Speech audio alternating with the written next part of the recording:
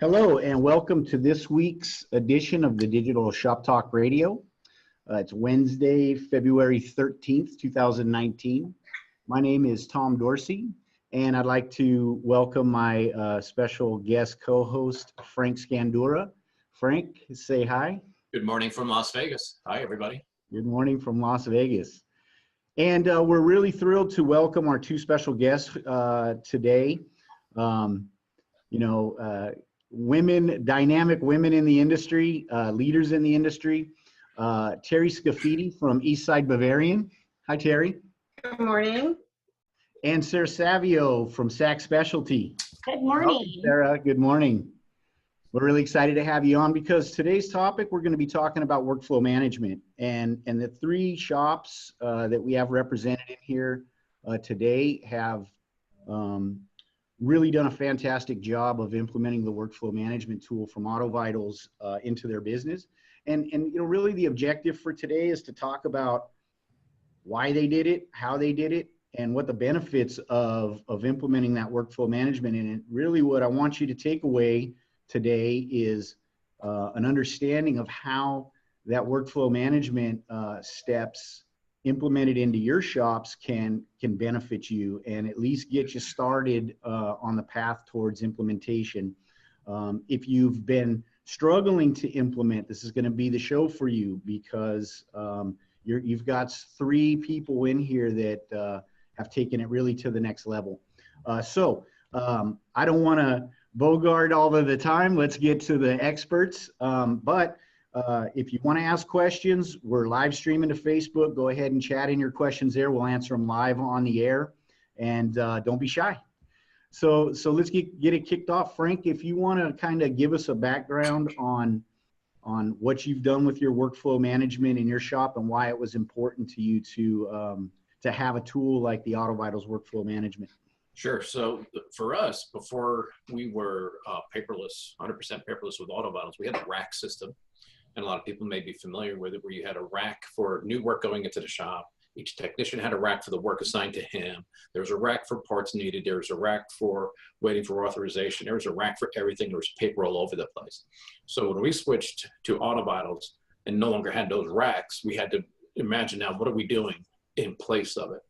And then I looked at each tile as a repair order and had to look at it. That's my paper repair order, but it's on the screen now. So what I did was I basically duplicated all of my racks in my workflow steps. So if, for example, I think we start with 5 basic workflow steps in AutoVitals, because a lot of places, like you say, the ones who leave them all in one column probably just have a bunch of paper piled up and they're constantly trying to figure out what's next and who's doing what and where's this go. So and they're doing duplicate work, right? Because I think a lot of people have, the digital inspection, but they're still printing paperwork. They're still hanging clipboards. They're still shuffling paperwork around. And now you're running around with a clipboard and a tablet in your hand instead of consolidating and becoming more efficient. Yeah, and that's the whole point of what did I used to do with a piece of paper? How am I going to do that digitally now? And that's what we did. So we created our waiting for inspection, which is cars getting dropped off. And then once it was inspected, we moved over to build estimate. And because I have a separate parts department, then I moved the tile over to need parts added. So he has a screen, a TVP, today's vehicle page, with what he needs to see. So as soon as he sees a tile populated, he's on it. He doesn't have to wait for somebody to say, I need these parts. Then he moves it to waiting for approval.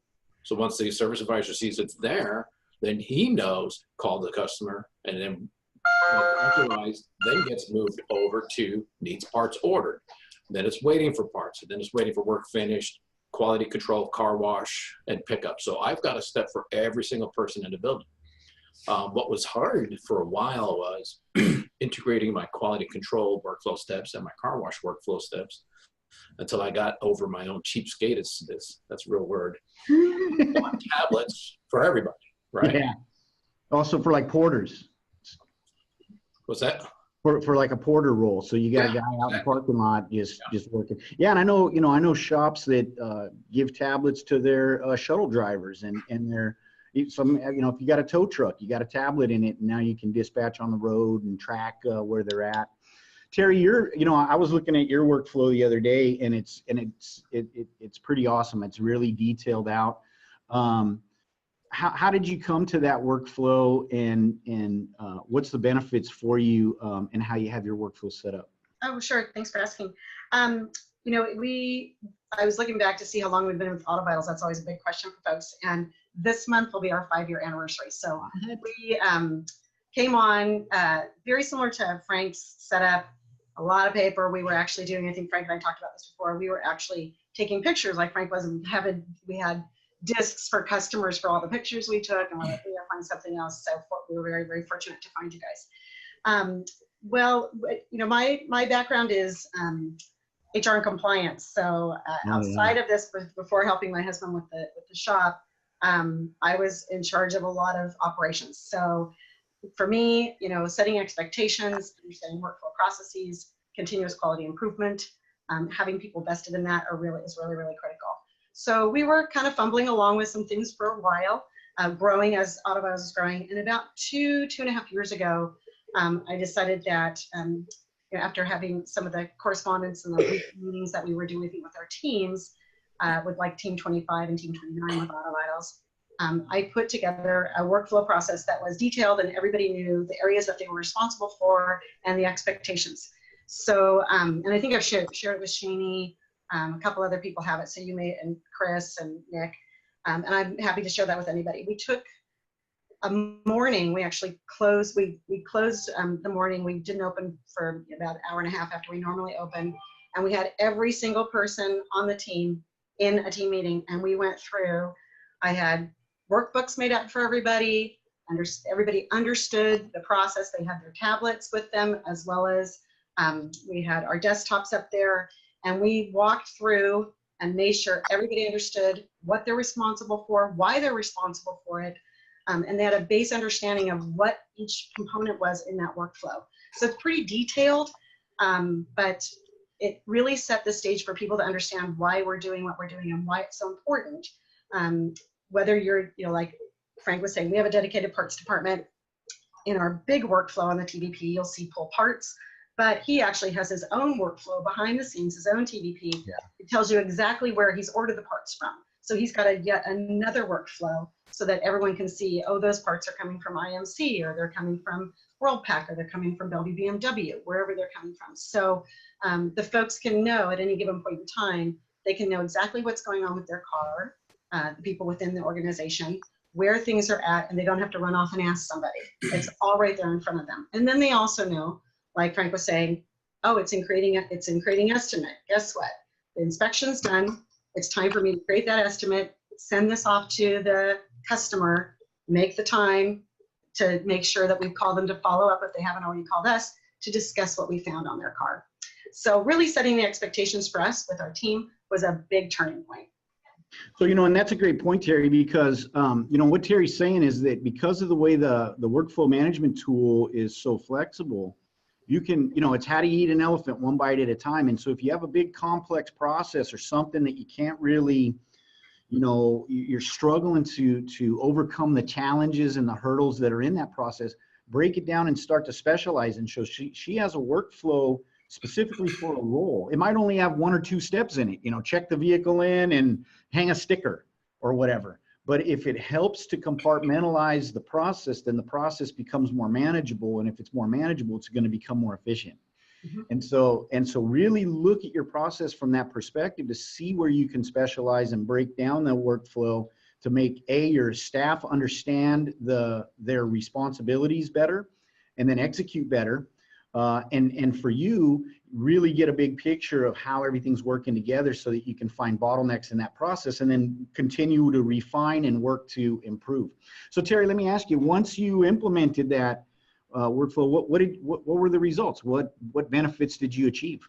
It's just like with any learning curve, it took a couple people a little bit longer, they have learned at their own pace, but we continued to have meetings every week. It's not as much every week now, but probably every other week. We do tips and tricks at every meeting for the technicians on things that they've discovered, whether it's within Auto Vitals itself or even how better to use their iPad. All of our technicians, not only do they have their pads, but they actually have a desktop. So it's helpful for them. Sometimes it's easier for them to sit at their station and type stuff, but then they can also look at the big TVP and get a bigger picture. So we just continue, it's drip, drip, drip as far as education is concerned. And we just continue to learn together and attending these things, attending the conference, learning from that, bringing back that information, getting our foremen involved, getting our service advisors involved, whether it's being able to listen to the shop talks or listening to the audios. So I think I really enjoy having the meetings that we have because I think it's an opportunity for us to share as well and to learn without having to stumble through the whole thing on our own. So no, definitely. Really helpful. Help each other, help each other. It's awesome as this thing gets developed. And like you said, it's a constant learning process because, hey, we take some information and try to build a solution and then get input from the shops and then just continually to tweak it so that we can get better. I mean, it's like how pro sports teams are going to, reach that championship level. It's always, measure and then refine. And we really, appreciate, we're blessed to have, folks like you that are contributing and giving us feedback all the time. Sarah, you've had the pleasure of implementing Auto Vitals in 2 shops, right? Yes. And did you find yourself going in and creating the workflows for them, the digital workflows, or did you find yourself incorporating their workflow into Auto Vitals? Done both, a little bit of both. The nice thing about the Auto Vitals system is that you can consistently change it. And as you want to change your workflow, you find that you need something else, that there's something else you want to measure. There's another step you want to take. It's so easy to go in and, just set that new workflow step up.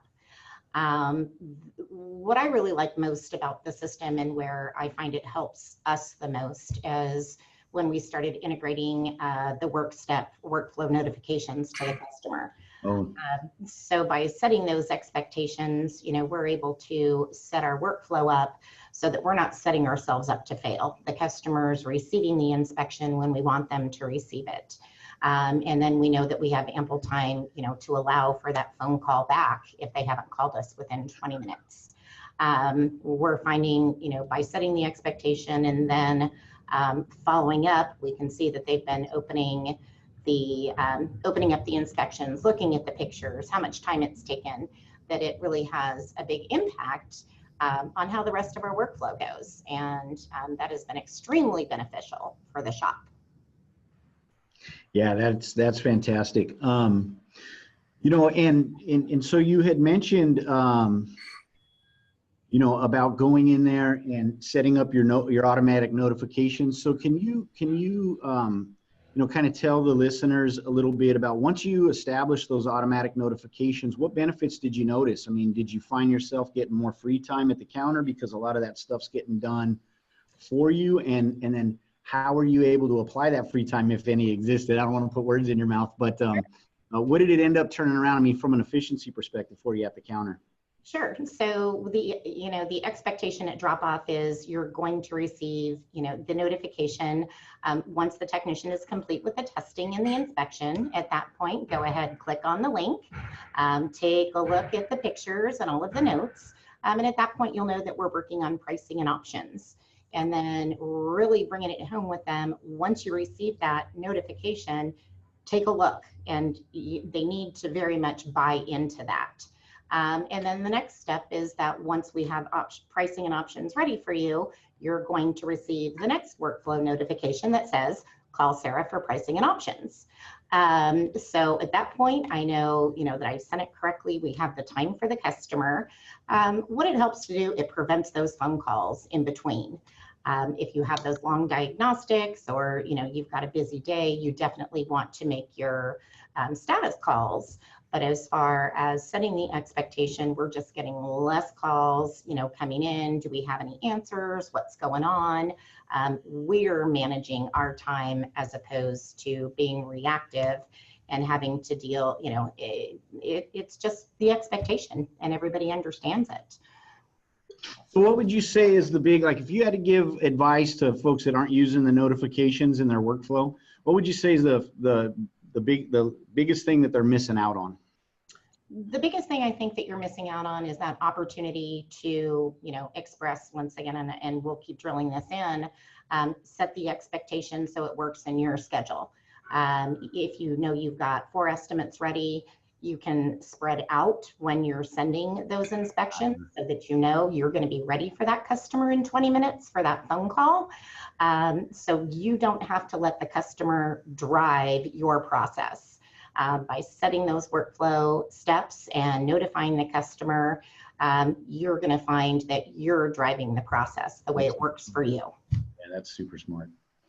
Teri, would you agree? Are you using the workflow notifications? Absolutely, I totally agree with Sarah. We only use 2 notifications, one on waiting for approval after we built that estimate, and then ready for pickup. But Sarah is spot on. It's setting the expectation, you driving rather than being reactive. And then, because we all know, we've been there when the customers are calling every hour sometimes, and the frustration and on our side, and it's completely avoidable and it's completely within our control. So I think that Sarah is spot on. That's good too. And Teri said something that was really profound too. By having those additional workflow steps internally, prevents people from running around the building asking what's going on, what's next, doing this, who's doing that. And that's enormous, because I say all the time that those are the interrupters. And when my process is interrupted, I don't get to complete what I'm doing. I'm going to forget something or leave something out. And it's the same thing for the techs, right? I want my advisors to have a relationship with their technicians, but if I find them running out to the back to ask them what's going on with the car, I've got a problem. So they shouldn't be doing that. It should all be communicated digitally. Something else too, because we always talk about modifying, customizing, tweaking, and making it perfect, right? So if you think about making small incremental changes, no matter what, it's our business, our lives, whatever it is, and you do enough small changes, you get a greater trajectory towards improvement. We can't go from high school football to NFL in 24 hours. But if you make those small changes and those commitments to improve and set your target where you want to be, you'll make it. So everybody needs to keep that in mind. This is not okay, this is how we're going to do it. It's got to be communicated like Teri did. Closing a shop is a brilliant way to do that. We have meetings every day. Sometimes they're short and brief and quick, and sometimes they're a little longer because the topics are deeper. But we have to communicate what's not working so we can make it work. And I'll tell you a story, right? Full disclosure, I had a technician say that he's frustrated and don't think anything's ever going to change. Here's my notice. I'm like, no, I'm not accepting this. I said, number one, I'm not going to let you quit. Number two, we're going to fight through this, because if you quit now, you're just going to quit at every turn in your life that things get tough. So you're going to learn how to fight through this. So we recovered that relationship and learned a couple of things that he'd been communicating in the building, but never got to me. So that's all about communication. What's not working? How do we make it work? Little changes make a big difference. Yeah, that's a great point, Frankie, because it's really important to get the feedback from the staff. They're the ones who are going to give you the insight. Maybe you don't see it, the big picture, and they can help you to build, steps or protocols that because what, they want to do a great job. And if you know what's expected of you, then you feel confident and motivated and happy, and you deliver good work. But if everything is confusing, you run around and you get demotivated, and then you start to get sloppy and burn out, and looking for a way to get out of there. So how do you see? So do you see that in your workflow management? Do you see the ability for them to understand the process better and to be more in control of that process?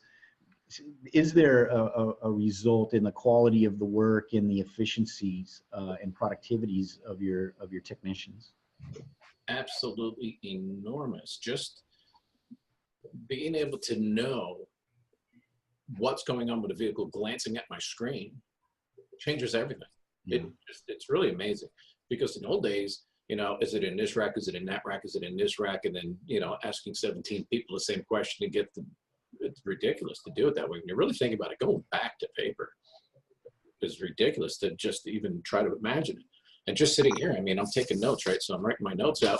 I'm learning from you gals that I think my shuttle driver is about to get a tablet.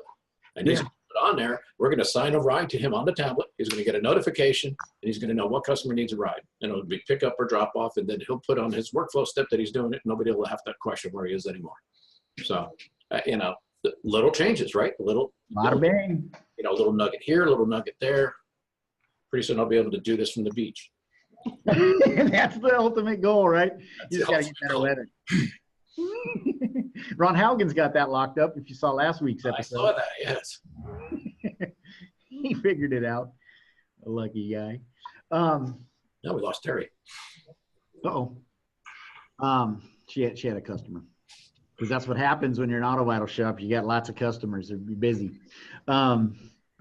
Good. So you know, I just kind of want to go back to, you know, advice, if you can, for the guys who are just ignoring, or they're just using the basic workflow steps, right? The 5 basic workflow steps, and it's just kind of, I got to move the thing, or shoot, I forgot to move the thing.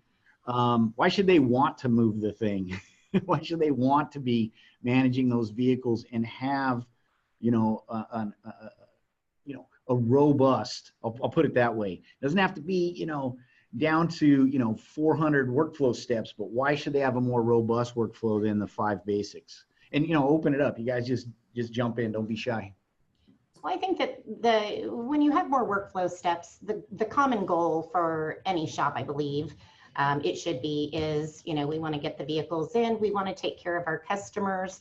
We want to make sure that it's done right. We want to make sure that it's, you know, that quality control is done. And then we want to have time to prepare for the exit appointment. We want to have that time to schedule the exit appointment.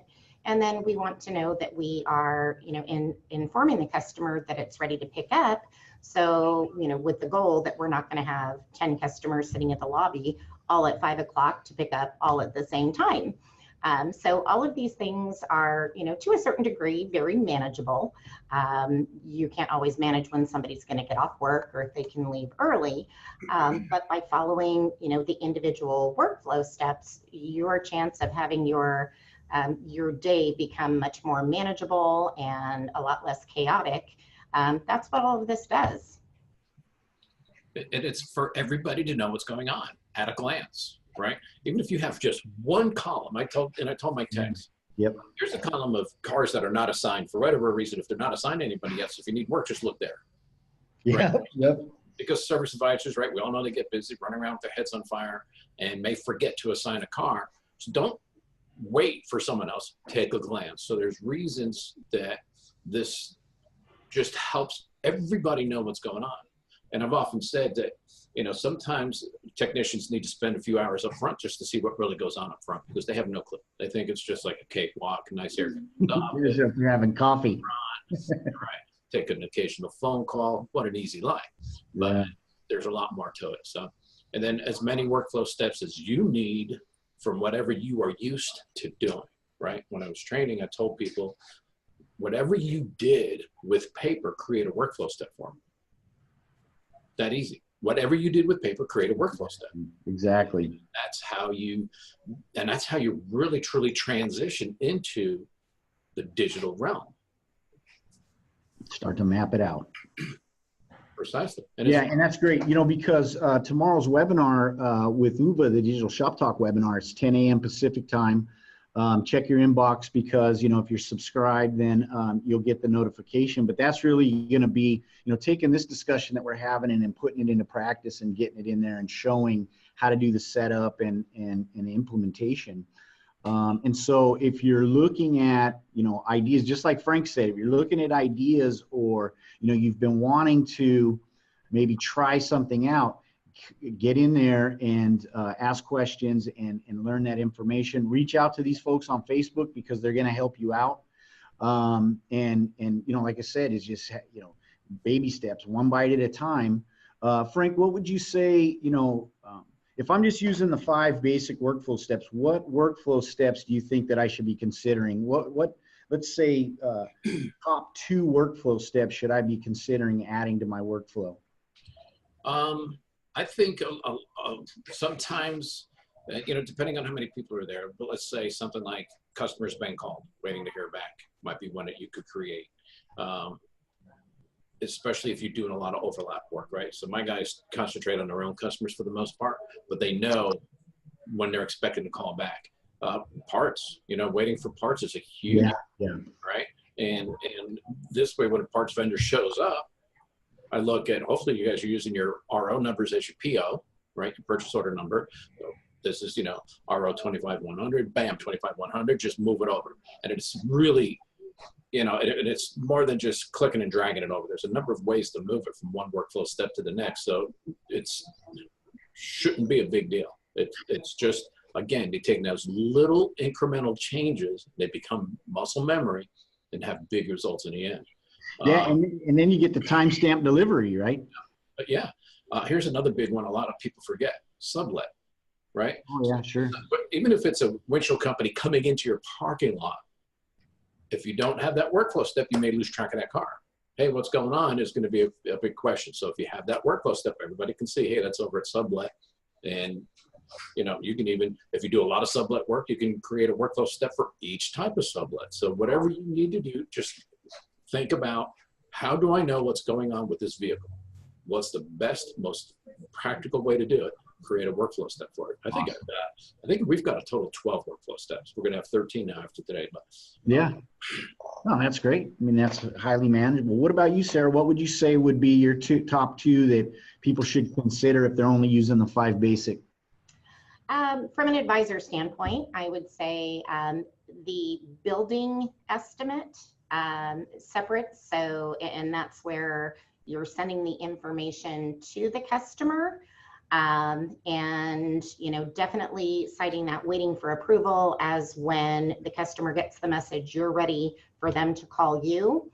And then the last one that I would suggest adding would be exit prep.